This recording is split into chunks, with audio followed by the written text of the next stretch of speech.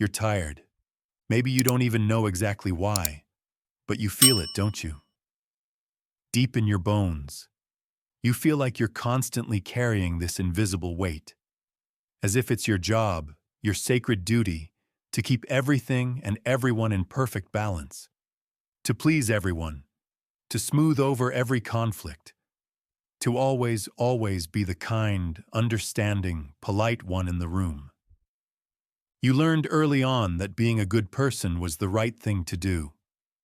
It's what you were taught in school, in stories, at home. The good guys always win in the end. If you are kind, others will be kind back to you. That all you have to do is be fair, be honest, be humble, and the world will eventually recognize your worth. But what if I told you that all of this is a lie? A comfortable, convenient lie we are taught to keep us well-behaved, predictable, and, let's be honest, controllable. Just think about it for a second. How many times have you held your tongue just to keep the peace? How many times have you literally erased your own needs, your own desires, just so you wouldn't disappoint someone else? How many times have you let someone walk all over you, disrespect you, take complete advantage of your good nature, and you still manage to force a smile and say, "It's okay, it's all good"? You just swallowed your tears, your anger, your pride, all in the name of some supposed virtue that only gets you ignored. Listen to me very carefully. The world does not reward nice people. The world rewards strategic people. If you're watching this video, it's because you've already felt this in your own life. You've been that person. You've felt the sting of frustration, trying to be the nice guy, the good girl, the understanding friend. And by now, you're starting to see the pattern. The more you desperately try to be accepted, the less you are actually respected. The more you give in, the more they demand from you. The more you give of yourself, the less you are valued. And that, right there, is where a man named Machiavelli enters the picture. Now, Machiavelli was not the devil that history often paints him as. He was, perhaps, one of the first thinkers to tell the raw, unfiltered, naked truth about how power actually works in the real world. He understood something that most of us refuse to accept, that pure morality, completely detached from the reality of human nature, is a trap. He knew that being seen as good is not the same thing as being effective, being respected, or being truly worthy. In this video, we are going to talk without filters, no masks. We're going to discuss exactly why you need to stop trying to be a good person. And no, this doesn't mean you need to become cruel or cold or heartless. It means you need to wake up. It means awakening from the childish dream that the world is a fair place and that being virtuous is enough to get you rewarded. We are going to expose the truth, no matter how uncomfortable it might feel. Because as long as you are trying to please everyone, you will remain in their control, a hostage of your own kindness. And if you are tired of being used, of being ignored, of being discarded, then maybe it's time for a change. Maybe it's time to learn from Machiavelli what they never taught you in school. And finally, take back control of your own life. Are you ready? Then let's get started. Do you honestly still believe that the world values good people? I mean, really, look around you. Who are the people who are most admired? Who holds the positions of leadership? Who commands respect, influence, and space wherever they go? Are they always the most generous, the most compassionate, the most morally just? Or are they the most strategic, the most assertive, and the hardest people to manipulate? The truth is brutal. The world is not governed by kindness. It is governed by utility. Machiavelli understood this 5 centuries ago. He didn't write his famous book, The Prince, to teach leaders how to be malicious. He wrote it to show them how the game is actually played. And one of the most bitter lessons he shares with us is this: being good is not enough. In fact, in many situations, trying to be good is the fastest way to get yourself run over and discarded. You can spend your entire life being loyal, kind, and understanding. You can give your best effort, help others without asking for anything in return, be the rock for everyone around you. But the day you are no longer useful to them, you will be forgotten, replaced, silenced. And the worst part? The people who do it won't feel a single shred of guilt. Because the world doesn't measure your worth by your morality. It measures your worth by what you can provide, by the influence you wield, and by the impact you make. Have you ever noticed how the nice guys are always the ones chasing, always justifying themselves, always trying to explain why they deserve something? Meanwhile, the people who set firm boundaries, who are not afraid to say no, who present themselves with unshakable clarity, they are the ones who are respected. They have a voice. They take up space. And why is that?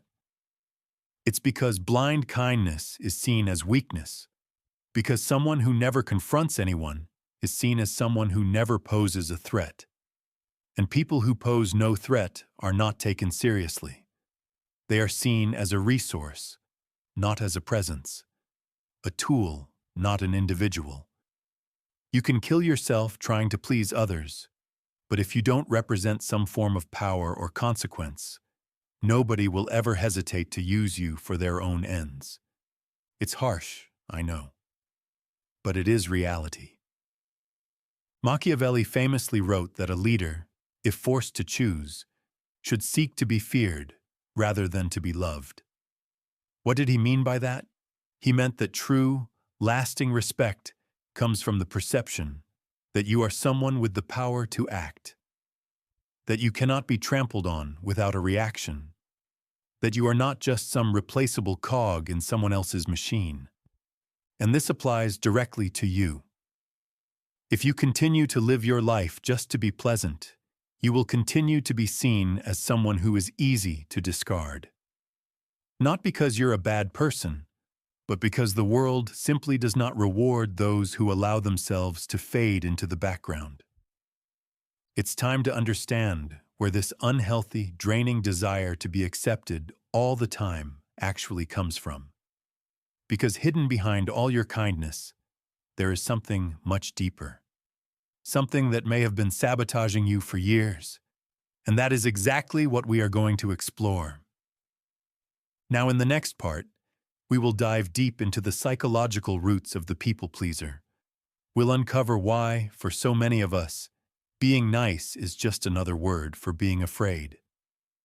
If this is already making sense to you, do me a favor and hit that subscribe button. Your support helps the channel, and it ensures you won't miss what's coming next. You don't want to miss it. You weren't born wanting to please everyone. Let me repeat that. This behavior, this deep-seated need to be the good person at all costs, it wasn't part of your original programming. It was taught to you. And worse, it was conditioned into you, day after day, year after year. From the time you were a child, you learned that being accepted came at a price. The price was giving up little pieces of yourself, forced smiles when you were upset, swallowed desires when you wanted something different, silenced opinions when you disagreed.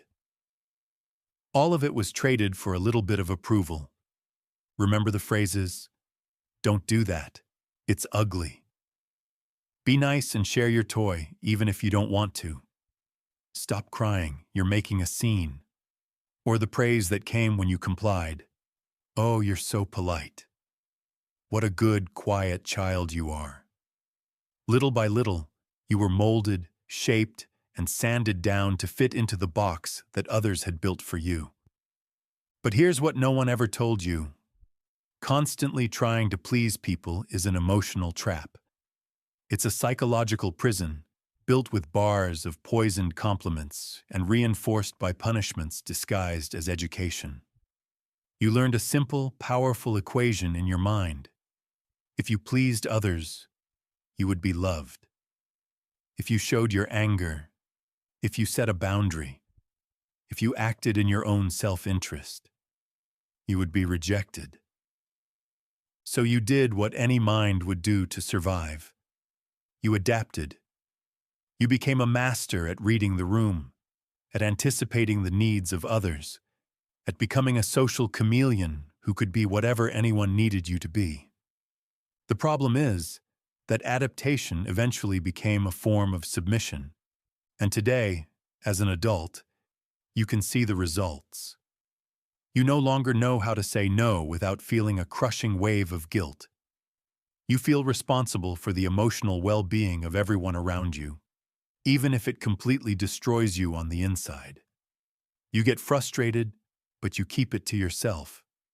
You get disappointed, but you forgive far too quickly, often without an apology. You exhaust yourself day in and day out, trying to maintain an image that others expect of you. Not because it's your true essence, but because it's the strategy you learned to feel safe. But I'm here to give you a reality check. This isn't kindness. This is fear. It's the fear of being rejected, the fear of not being loved, the fear of being seen as a bad person. Underneath it all, it is the profound fear of being who you actually are. A complex human being with your own desires, your own anger, your own boundaries, and your own powerful voice. This fear has turned you into someone who sabotages themselves, someone who hides behind a set of behaviors that are socially accepted but emotionally destructive. And the most tragic part? You probably don't even realize you're doing this. You call it empathy, but really it's a fear of confrontation. You call it being understanding, but deep down, it's a fear of abandonment. You call it kindness, but in reality, it's a desperate fear of not being good enough. Your kindness, in this context, is actually a mask. It's an unconscious strategy you developed to avoid the pain of rejection. But this mask comes at an incredibly high cost. It suffocates your authenticity. It chokes your personal power. It slowly erodes your dignity. And if you don't make a conscious choice to take that mask off, eventually, it will fuse to your skin. It will become your entire identity. And one day, you'll look in the mirror and you will no longer recognize the person staring back at you. You won't even know who you truly are anymore. But there is a way back. And to find it, we need to learn from someone who understood the dynamics of image, perception, and strategy like no one else. Machiavelli. Because if you're trying to live your life as a good person, hoping that others will just magically recognize your high moral character, your ethics, and your integrity, you need to stop. Right now. Machiavelli warned us over 500 years ago. He said that this path, while it seems noble, is incredibly dangerous. In the real world, it is not the good who win. It is the effective who win.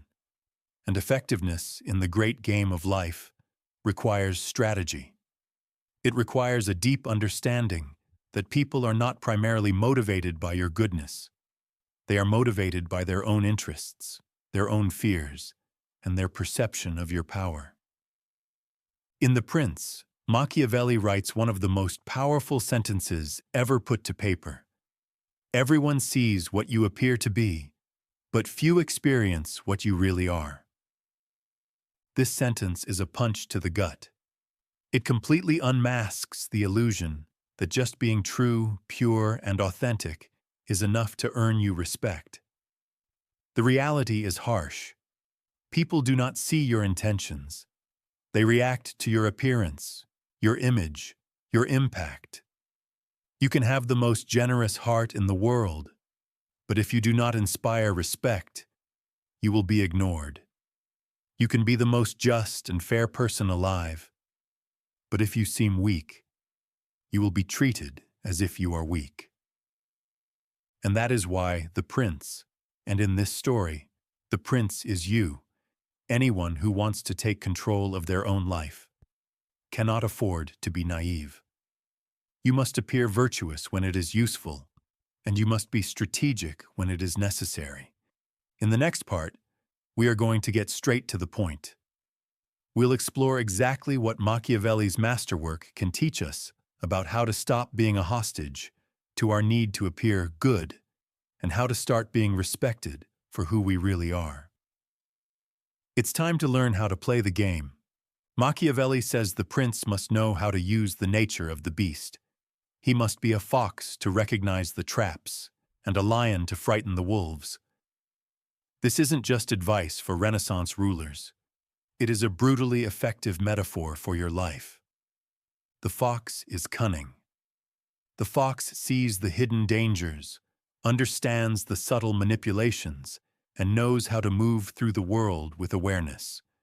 The lion, on the other hand, imposes its presence. It has strength, it has power, and it radiates a clear message. Do not mess with me. Machiavelli doesn't say to be one or the other. He says you must be both. You must be wise enough to perceive when someone is trying to take advantage of you, and strong enough to make them think twice before they even try. You see, the virtue that Machiavelli recommends is not the one preached in fairy tales. It is virtù, an Italian word that means a combination of courage, intelligence, audacity, and self-control. It is the ability to act with a cool head when necessary. It is the wisdom to know that sometimes appearing firm or even a little cruel is the only way to maintain order and protect yourself. Not out of malice, but out of strategic wisdom. Here's another one of his quotes that should hit you like a ton of bricks. A man who wishes to act in all circumstances like a good man is doomed to ruin among so many who are not good. You know this is true because you have been that man. You have been that woman. You have tried to be good in every single situation. And what did you get for it? You were abused, silenced, and treated unjustly. People do not always play fair, and if you continue to navigate your life as if they do, you will always, always lose. This does not mean you have to abandon your values. It means you have to stop using them as shackles. It means you must start acting with a sense of your own power, thinking strategically about how your goodness is being perceived, and more importantly, used by the people around you. Machiavelli wasn't a cynic. He was a realist. He saw humanity without the romantic filter, without the veil, and he wrote The Prince as a survival manual for a world where appearance is power, and where weakness disguised as virtue is a death sentence. But perhaps now you're wondering, is there any way to balance all of this? How can I stop being naive without becoming a cold, calculating person? This is where we have to break down the fatal confusion that destroys the lives of so many well-intentioned people. It's the idea that to be a good person, you must be a submissive person. That to be kind, you must accept everything in silence, forgive everything without question, and live your life swallowing down everything that bothers you just to keep the peace. That is not kindness. That is naivety. It is cowardice disguised as virtue. And if you do not understand this critical difference, you will continue to be the emotional doormat for the entire world. True kindness does not require you to erase yourself. It requires awareness, clarity, and choice. Being a good person does not mean being a cheerful fool who is always available, always smiling, always sacrificing for people who wouldn't lift a finger for you. That is self-abandonment. It is emotional dependency masquerading as morality. Machiavelli says the prince must know how to use the nature of the beast. He must be a fox to recognize the traps and a lion to frighten the wolves. This isn't just advice for Renaissance rulers. It is a brutally effective metaphor for your life. The fox is cunning. The fox sees the hidden dangers, understands the subtle manipulations, and knows how to move through the world with awareness. The lion, on the other hand, imposes its presence. It has strength, it has power, and it radiates a clear message. Do not mess with me. Machiavelli doesn't say to be one or the other. He says you must be both. You must be wise enough to perceive when someone is trying to take advantage of you, and strong enough to make them think twice before they even try. You see, the virtue that Machiavelli recommends is not the one preached in fairy tales. It is virtù, an Italian word that means a combination of courage, intelligence, audacity, and self-control. It is the ability to act with a cool head when necessary. It is the wisdom to know that sometimes appearing firm or even a little cruel is the only way to maintain order and protect yourself, not out of malice, but out of strategic wisdom. Here's another one of his quotes that should hit you like a ton of bricks. A man who wishes to act in all circumstances like a good man is doomed to ruin among so many who are not good. You know this is true because you have been that man. You have been that woman. You have tried to be good in every single situation. And what did you get for it? You were abused, silenced, and treated unjustly. People do not always play fair. And if you continue to navigate your life as if they do, you will always, always lose. This does not mean you have to abandon your values. It means you have to stop using them as shackles. It means you must start acting with a sense of your own power, thinking strategically about how your goodness is being perceived, and more importantly, used by the people around you. Machiavelli wasn't a cynic. He was a realist. He saw humanity without the romantic filter, without the veil. And he wrote The Prince as a survival manual for a world where appearance is power, and where weakness disguised as virtue is a death sentence. But perhaps now you're wondering, is there any way to balance all of this? How can I stop being naive without becoming a cold, calculating person? This is where we have to break down the fatal confusion that destroys the lives of so many well-intentioned people. It's the idea that to be a good person, you must be a submissive person. That to be kind, you must accept everything in silence, forgive everything without question, and live your life swallowing down everything that bothers you just to keep the peace. That is not kindness. That is naivety. It is cowardice disguised as virtue. And if you do not understand this critical difference, you will continue to be the emotional doormat for the entire world. True kindness does not require you to erase yourself.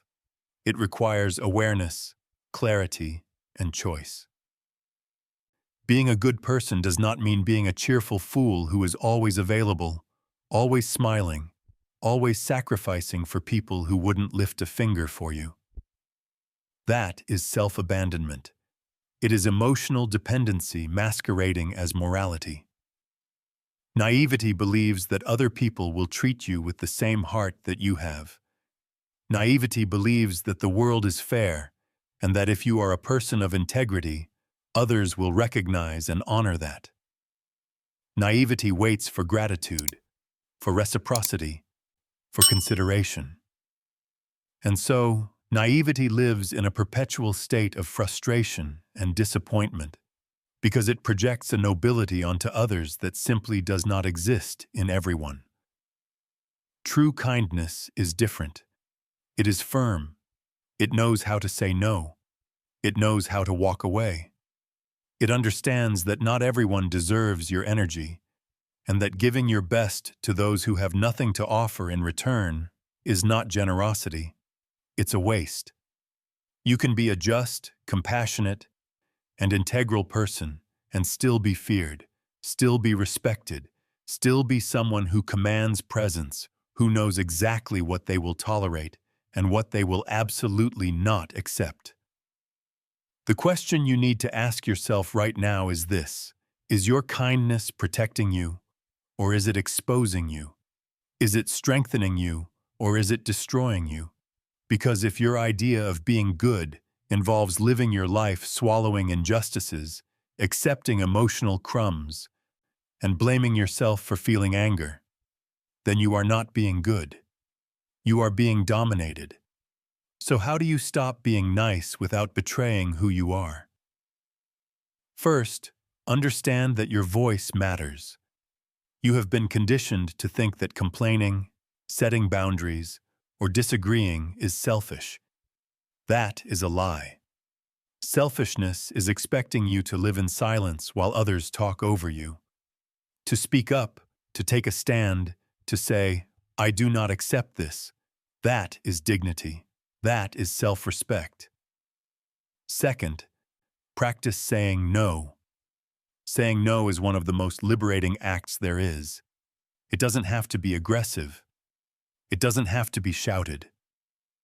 A calm, firm, and non-negotiable no has more power than 1,000 flimsy justifications.